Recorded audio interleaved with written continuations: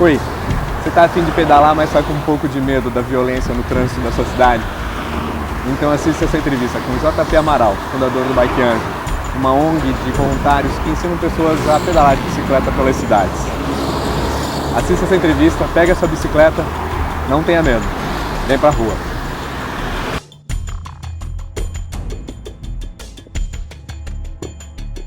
Bom, o Bike Anjo ele nasceu entre amigos que pedalavam em São Paulo e participavam de alguns movimentos cicloativistas, como a própria bicicletada, né, a massa crítica. A gente percebia que tinha muita gente curiosa quando via a gente pedalando por aí, querendo participar também. Falei, pô, como é que funciona isso da bicicletada? Como é que faz para você ir de bike para o trabalho? E aí a gente começava a tirar essas dúvidas e falar, bom, quer fazer um negócio? Vou lá e te acompanho. Esse lance de começar a acompanhar a pessoa, percebia que tinha um retorno muito imediato da pessoa se convencer de que a bicicleta era fácil e prática, só precisava de um empurrãozinho e de uma ajuda ali, um suporte, porque realmente as primeiras experiências, se você faz sozinho, sem muita noção, pode ser um pouco traumático. Então a gente começou a dar o apelido de Bike Anjo. Faz o Bike Anjo pro meu colega de trabalho, faz o Bike Anjo pro meu vizinho, meu parente, e por aí foi. E aí foi no final de 2010, que eu recebi a ligação de um jornalista, porque ele viu um vídeo que eu tinha feito com uma colega de trabalho fazendo um Bike Anjo para ela. E aí ele falou comigo que como é que funciona esse negócio de Bike Anjo. Eu expliquei as dicas que a gente passava, o que a gente fazia, acompanhava a pessoa no trajeto e tal. Aí ele falou, pô, legal, e como é que faz para entrar em contato com o Bike Anjo? E não tinha caminho nenhum, não tinha um canal. E aí foi nesse momento que deu aquela ideia assim de conversar com algumas pessoas, uns colegas ali que estavam conectados na hora. Falei, vamos fazer um site para as pessoas se inscreverem e pedir um Bike Anjo. E aí os nossos amigos vão se inscrever e vão ser voluntários. Beleza.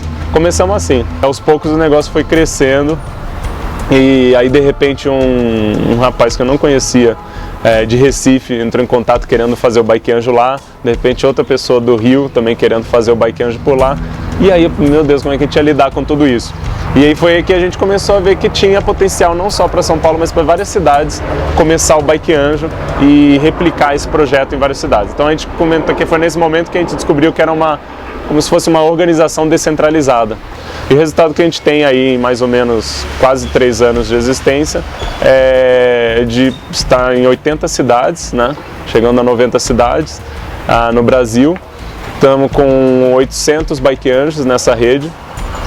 Temos o projeto que foi replicado aí em Portugal, por exemplo, que foi também replicado em Chicago, nos Estados Unidos, e várias outras pessoas e vários outros países aí que estão querendo replicar. E a gente começou a observar que não era uma demanda nossa específica de São Paulo. O desafio de aprender a pedalar e ter a educação no trânsito por meio da bicicleta é um desafio global.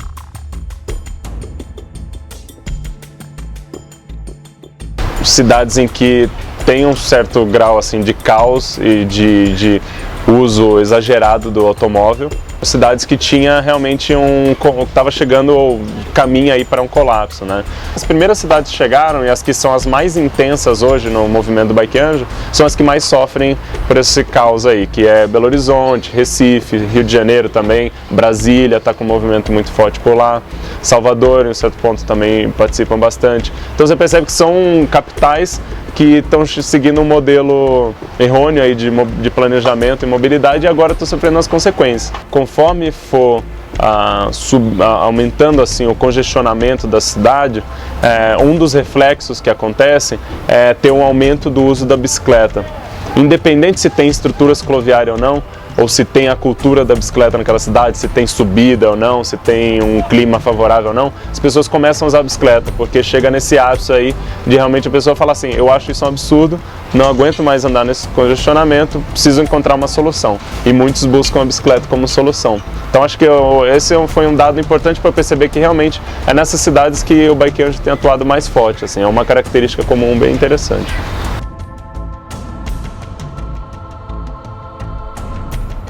É realmente entender qual é a necessidade das pessoas usarem a bicicleta nas pequenas cidades. Um grande desafio que tem é de convencimento, já é um processo ao contrário. Aqui em São Paulo a gente tem demanda sem falar nada, né? A gente até sai na imprensa, faz muita divulgação, tem muitos seguidores no Facebook e tal, mas a gente tem muita demanda, então as pessoas eu quero aprender a pedalar, eu quero a ajuda de vocês.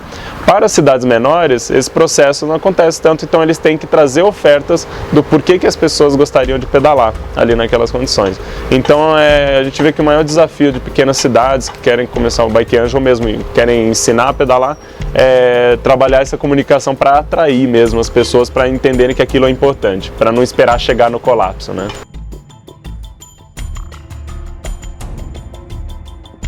O maior desafio é realmente lidar com as especificidades de cada região. A gente percebe que tem desafios de uma grande cidade que tem a ver com públicos diferentes e com a dinâmica da cidade e espaços diferentes da cidade.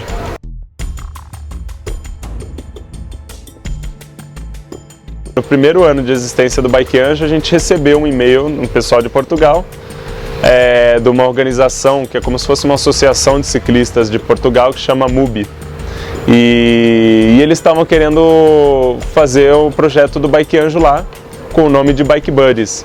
Hoje tem uma conexão muito bacana assim, entre os dois projetos acontecerem e a gente se ajuda aí, se divulga, né?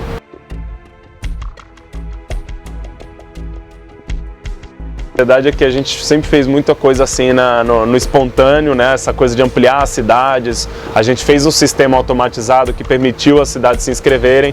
Então, tem Bike Angels em lugares, em cidades que a gente nem imaginava que existia essa cidade. A gente ficou sabendo por causa do Bike Angel. E agora a gente precisa conhecer as pessoas, potencializar esses projetos. O nosso processo agora é buscar conectar realmente com essas pessoas e buscar melhorar ou ampliar o Bike Angel nelas, ou mesmo com parceiros locais. Porque o maior desafio nosso agora é realmente que ela seja uma rede conectada e que as pessoas troquem ideias dentro dessa rede.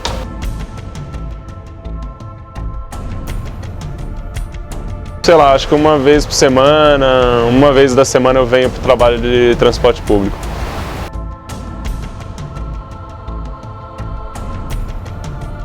A falta de informação. No caso do ônibus, se eu mudo qualquer ponto assim no meu trajeto, eu já fico confuso. Qual que é o ônibus que eu tenho que pegar, qual que é a linha, onde é que eu pego informação disso, ligando lá, como é que eu fico sabendo. Então a falta de informação para mim tem sido o maior desafio, assim, o maior problema de transporte público em São Paulo, e eu vejo que em várias outras cidades que eu também conheci já e que já usei o transporte público. E o segundo é você realmente ter essa facilidade de conectividade com a cidade, assim, né? A conectividade para mim interfere muito nisso. E aí o impacto disso para mim é o que a gente vê, superlotação, pessoal estressado, não conseguindo chegar, não conseguindo entrar no ônibus. Para mim isso tudo é reflexo de falta de conectividade.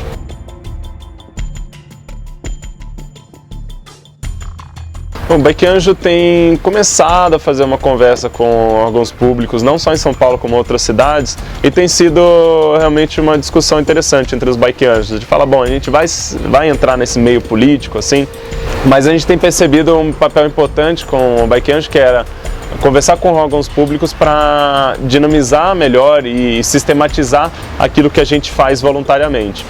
O papel com os órgãos públicos é conseguir espaço para fazer atividades. Tendo um apoio, um aval aí dos órgãos públicos é muito mais fácil, né?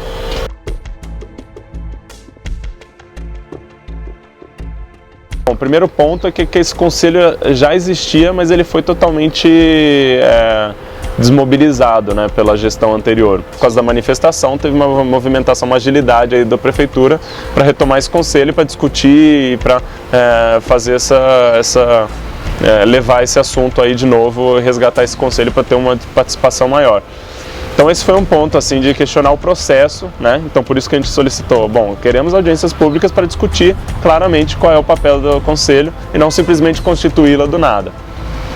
E o segundo ponto é que a partir do momento que foi apresentado qual era a proposta desse conselho, toda a regulamentação dele, de qual era a representatividade, como que se definiria quem eram as pessoas da sociedade civil. Tinha um certo desequilíbrio ali, se for falar a verdade, assim, de representação. Acho que era 13 do governo, 13 de sindicatos ou de empresas do meio, assim, né, como de ônibus, de motoboys e tal. e aí o menos que 13 para a sociedade civil. Então proporcionalmente não era muito adequado, e muito menos falando no tema de bicicleta. Então aí que o Bike Anjo teve o papel de apoiar, basicamente, embora, que nem eu falei, não tem um papel político do Bike Anjo, mas de apoiar a iniciativa e falar, não, a gente precisa ir junto com isso.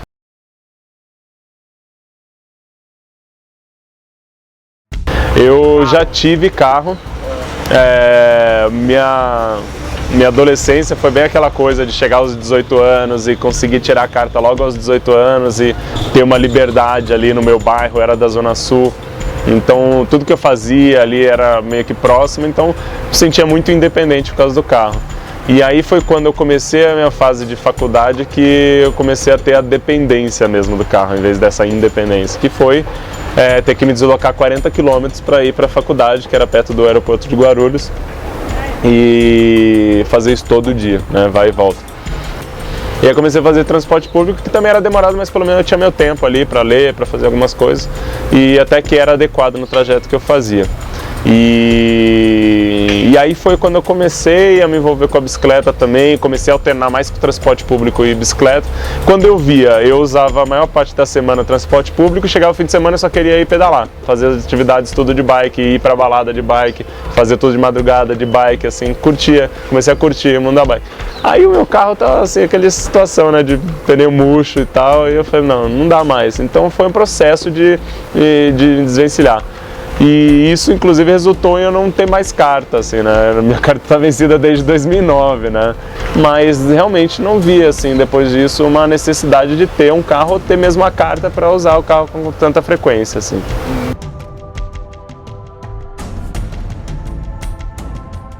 O Carros virou um vilão porque ele está em abundância, está desequilibrado o sistema na cidade, então tem um desequilíbrio. Mas a verdade é que ele tem uma função considerável de a pessoa ter a autonomia dela para coisas óbvias, né? De levar carga, levar passageiros, né? Viajar com a família, e por aí vai. O que eu acho que ele não tem uma função muito necessária são em curtas distâncias e com poucos passageiros, né? Você está sozinho, numa distância de até 10 km, por exemplo, não se faz tão necessário assim um carro, para ser bem sincero.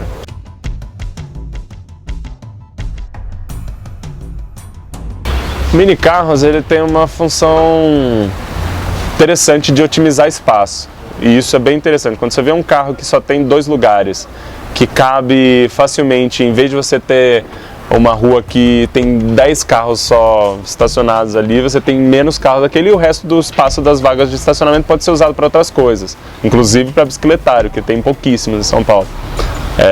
Então o mini carro ele tem essa função, e ele é um carro mais urbano, mais adequado para o mundo urbano. Primeiro por causa do espaço, que eu falei, mas segundo também da velocidade. A velocidade que ele atinge não é muito alta. Os mini carros têm uma função interessante nesse sentido de, você precisa quer ter a mordomia de usar o carro? Pode ser, mas vamos otimizar o espaço então, né? Não é o fator mais interessante de todo mundo que tem carro hoje passar para mini carro, que vai ser o congestionamento de mini carros, né? Assim como falam muito o carro elétrico, mobilidade elétrica, né? É óbvio que a questão do motor elétrico é fundamental para a questão da poluição. São Paulo a gente sofre com isso também, mas você ter um congestionamento verde não é muito eficiente para a questão da mobilidade ou de melhoria da qualidade de vida, né?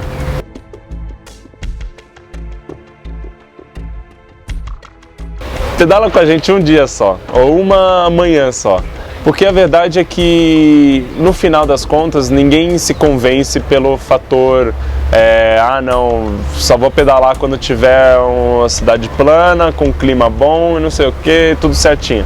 Não é. O fato é que os países que a gente elogia por ser, lá tem a estrutura para ciclovia e tudo mais, mas, neva boa parte do ano, as bicicletas ficam embaixo da neve e eles passam frio, e pedalar no frio não é legal também. Óbvio que não é agradável chegar suado e tal, mas você vai se acostumando. Então é toda uma questão de adaptação nessas partes dos fatores mais clima, subida e tudo. Você vai se adaptando aos poucos, é um processo. Mas o maior fator que vai te fazer decidir pela bicicleta é a eficiência dela, e a liberdade dela. Então, não só a eficiência de você falar, eu vou chegar mais rápido, mas além de chegar mais rápido, eu vou conseguir parar no meio do caminho, fazer alguma coisa, ou fazer um desvio para encontrar um colega meu, parar ali numa padaria, fazer uma conversa com alguém, continuar meu caminho. Coisas que de carro, de transporte público ou de qualquer outra forma você teria muita dificuldade de fazer. Então, pela parte da eficiência é fundamental, mas segundo, por causa da conexão que ela gera com a cidade. Você pode ter a alternativa da bicicleta como um dia sim, um dia não, mas se você tem a experiência dela, do que ela proporciona para você, na liberdade e na conexão com a cidade e com as pessoas, você com certeza não vai se arrepender.